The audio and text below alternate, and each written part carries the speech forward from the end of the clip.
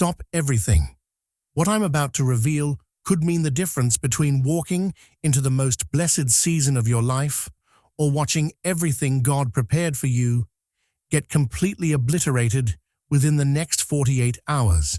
The full moon has passed. You felt the power. You received the activation. You experienced the shift.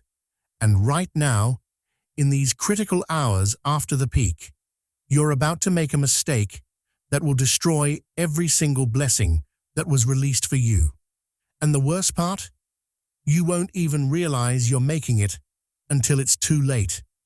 Here's the truth that will shake you. There is one specific mistake, one devastating error that chosen ones make after every full moon. It seems innocent. It feels natural. It even appears spiritual. But this single mistake has obliterated more divine blessings, cancelled more breakthroughs, and destroyed more destinies than any other action a chosen one can take. If you're ready to protect what God prepared for you and refuse to make the mistake that destroys blessings, drop a like right now, subscribe to this channel, and comment, "I protect my blessing," to signal to heaven that you're awake and alert. By the end of this message, you'll know exactly what this mistake is, why it's so catastrophically destructive, and most importantly, how to avoid it completely. The full moon that just passed wasn't ordinary. It was a divine checkpoint, a cosmic moment, when heaven opened specific doors for chosen ones who've been faithful through the wilderness. During those peak hours, something profound happened in the spiritual realm. Prayers were answered, promises were activated, blessings were released. You felt it, that surge of hope, that download of clarity, that knowing that something fundamental just shifted.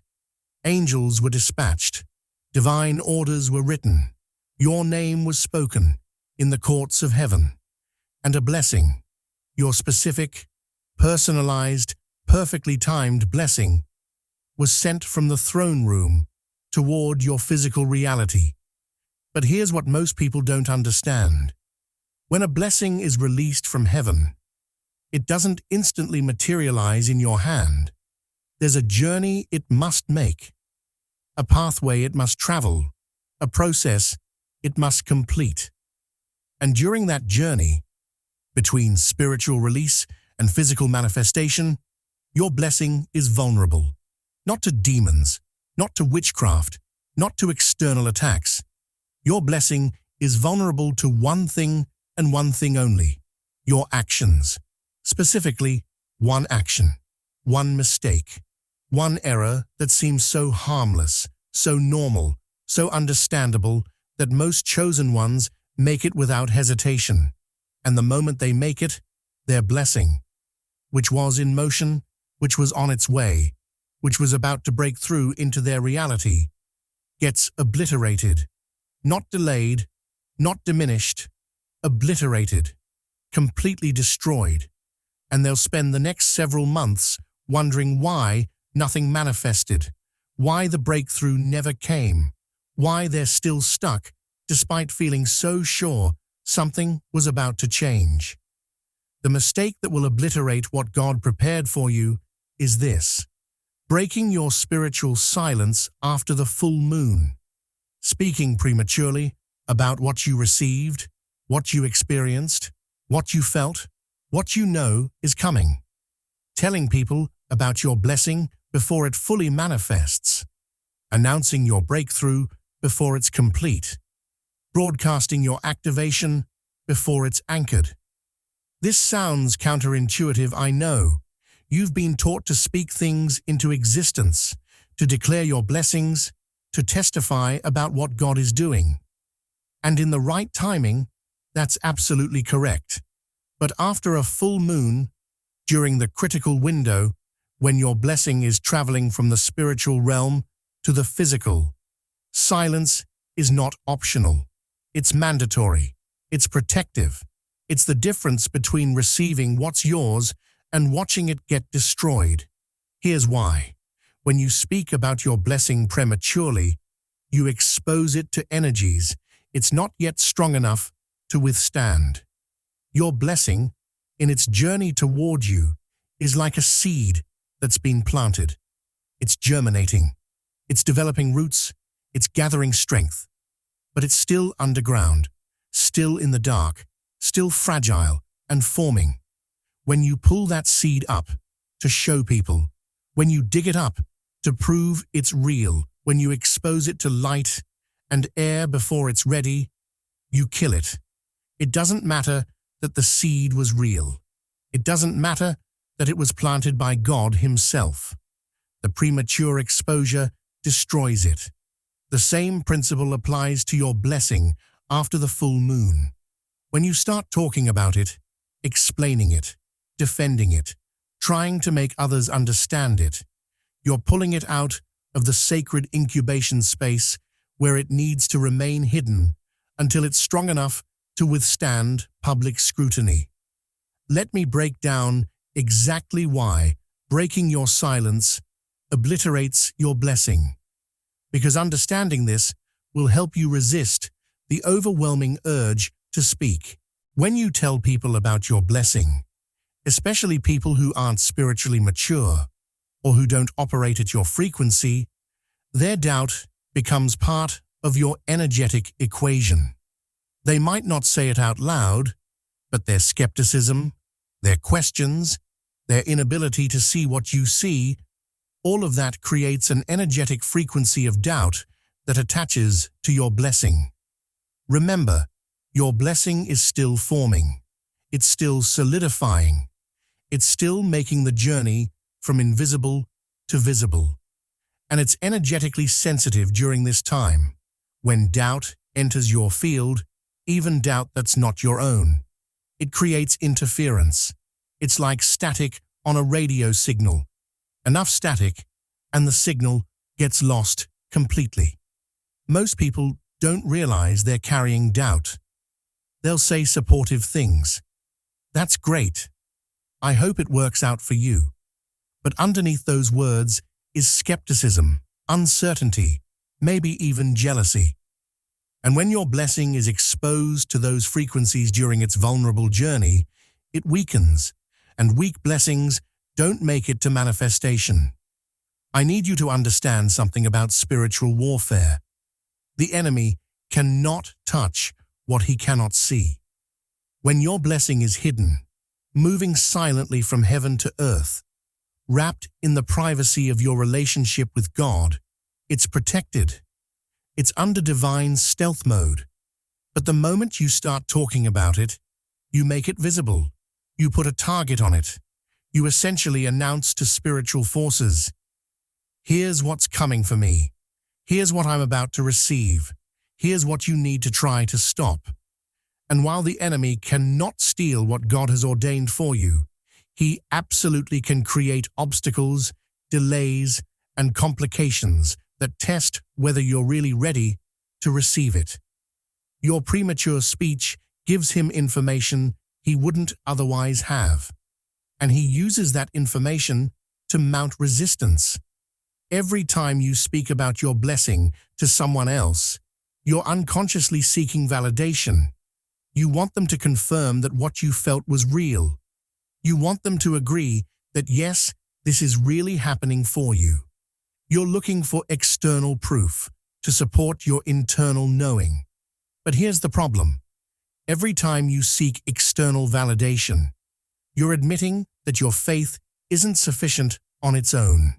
You're saying, I don't fully trust what God showed me, so I need other people to co-sign it. And that doubt, that need for external confirmation, dilutes your faith. It waters down the pure belief that carried your blessing from heaven's throne to begin with. Your blessing was released in response to your faith. When that faith gets diluted by seeking validation, the blessing loses the frequency match it needs to complete its journey to you. Manifestation requires concentrated focus. Your blessing is being pulled toward you by your energetic frequency. When you keep that blessing close, private, held in the sacred space Between you and God, your energy stays concentrated on receiving it. But when you start telling everyone about it, your energy scatters. Part of you is now managing other people's reactions.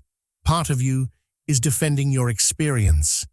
Part of you is explaining what you can't fully articulate.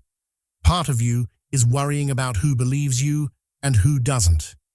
All of that scattered energy creates a diffuse, weak magnetic pull, and your blessing, sensing that weak pull, slows down. Sometimes it stops completely. Sometimes it redirects to someone else whose energy is more concentrated, more focused, more ready to receive. When you tell people about your blessing before it manifests, you often receive congratulations, excitement, celebration. And while that feels good, it's actually dangerous, because you're celebrating something that hasn't happened yet. You're receiving credit for a victory you haven't won. You're being praised for a blessing you don't yet hold. And that premature celebration satisfies something in your soul that should remain hungry. It gives you a hit of dopamine, a feeling of accomplishment, a sense of arrival, when you haven't actually arrived yet. And once that hunger is satisfied prematurely, you lose some of the driving force that was pulling your blessing toward you. This is why you see people announce big things. I'm starting a business, I'm writing a book, I'm making a major change. And then, nothing happens. They got the validation hit from the announcement, and that satisfied enough of their need for recognition that they lost the fire to actually do the work required to manifest what they announced. This principle of silence isn't new. It's woven throughout Scripture. Mary, when she was told she would carry the Messiah, didn't announce it to her village. She kept it hidden, pondering these things in her heart. Joseph's dreams weren't broadcast to his brothers until much later. And even then, his premature sharing got him thrown in a pit. Jesus himself told people he healed, "Tell no one about this." Why? Because the miracle needed time to settle, to anchor, to become permanent before it could withstand public scrutiny and doubt. Throughout Scripture, you see this pattern. Divine promises received in secret, carried in silence, protected from premature exposure. And when that silence was broken too soon, complications followed. God doesn't give you visions, dreams, and divine downloads so you can immediately post about them. He gives them to you as seeds to plant in the soil of your faith and water in the secret place with your private worship and prayers. Only when they've grown strong enough to withstand storms do they emerge for public view. I need to warn you, the urge to break your silence after the full moon will be almost unbearable. Every fiber of your being will want to tell someone. You'll justify it in 100 different ways. I need to share my testimony. I should encourage others with what God showed me. My spiritual mentor needs to know so they can pray with me. I'm just asking for advice about what I should do. I'm only telling my close friends who will understand. But recognize these justifications for what they are. Temptations designed to get you to expose your blessing before it's ready. The enemy knows he can't stop what God ordained.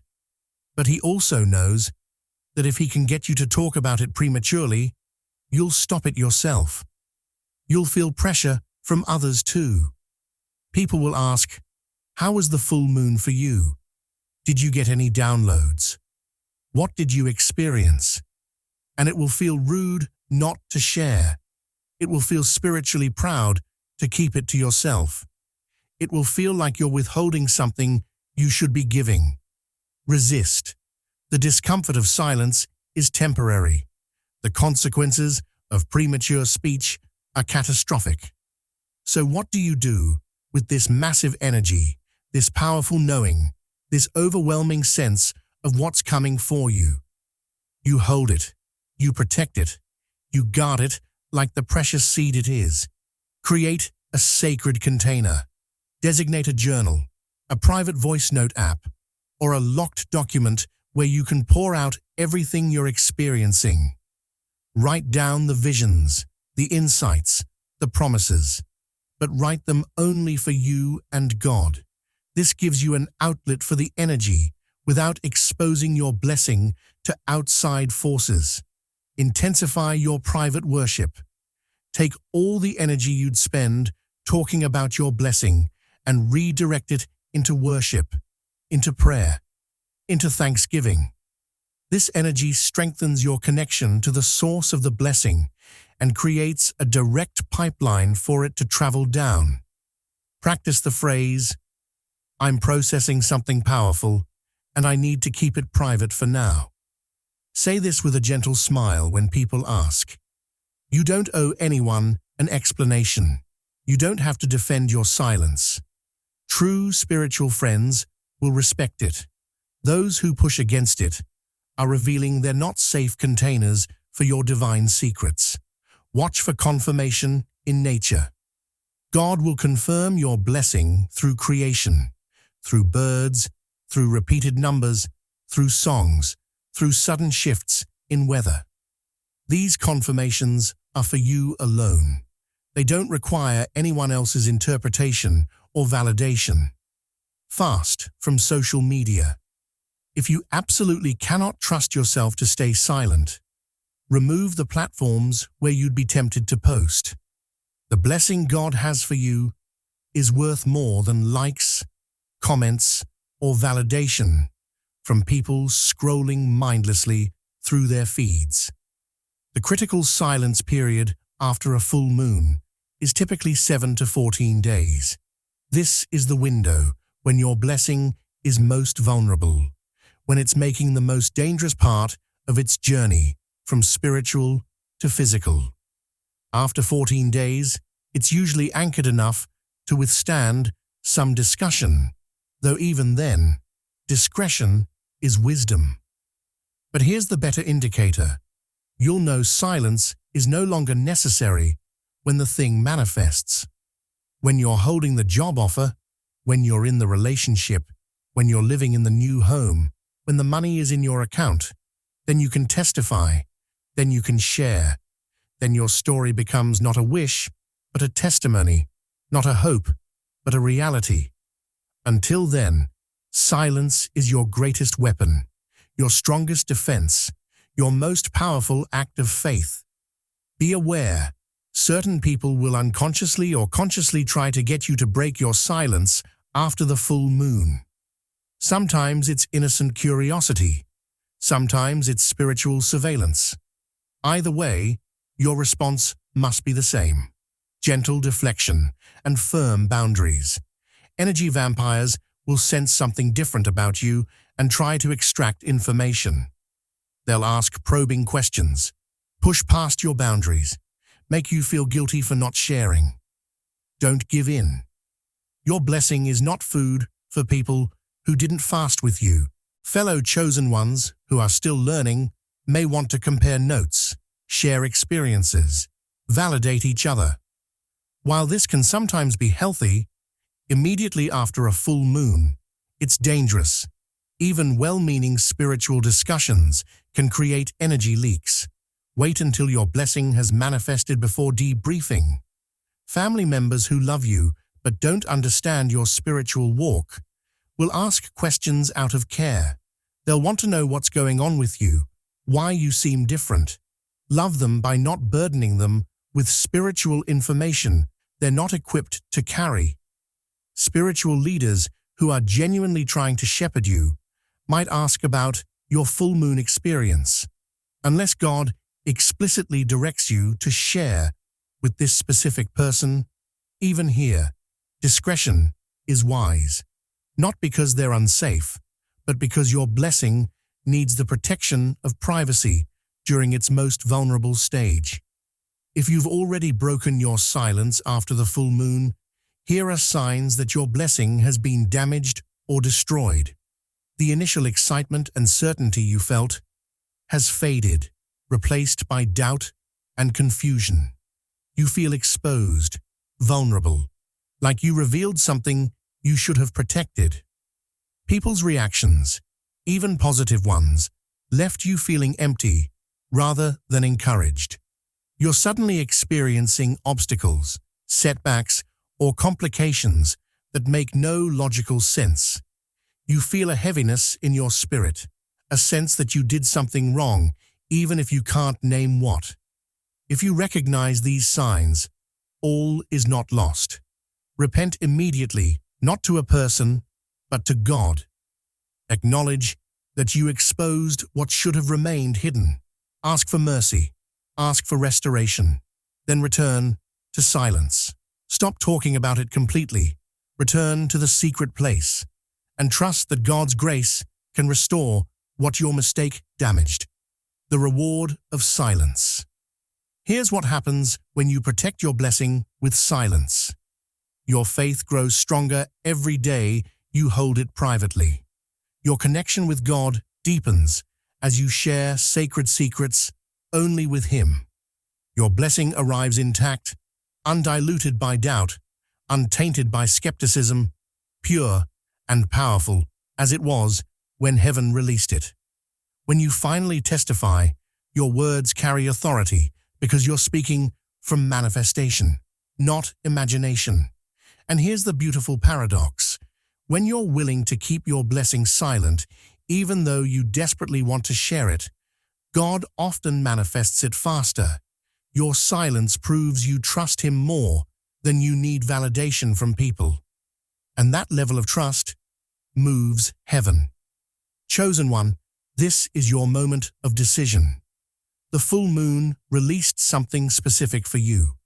Right now, in these hours, that blessing is traveling toward you.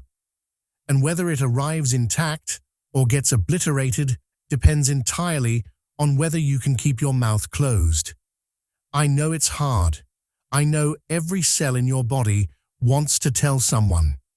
I know you're bursting with excitement, with revelation, with knowing. But your silence is not suppression, it's protection. Your quietness is not weakness, it's wisdom. Your privacy is not pride, it's prudence. The blessing God prepared for you is worth protecting. It's worth guarding. It's worth keeping sacred and secret until it manifests in your hands. Don't be the chosen one who looks back 3 months from now wondering what happened, why the breakthrough never came, why you're still in the same place. The answer will be simple. You talked when you should have been silent. But that doesn't have to be your story. You can choose differently right now. You can close your mouth, open your journal, intensify your private worship, and watch as heaven brings to completion what it started under the full moon. The mistake that obliterates blessings is premature speech. Don't make it. Guard your blessing. Protect your promise. Keep your silence.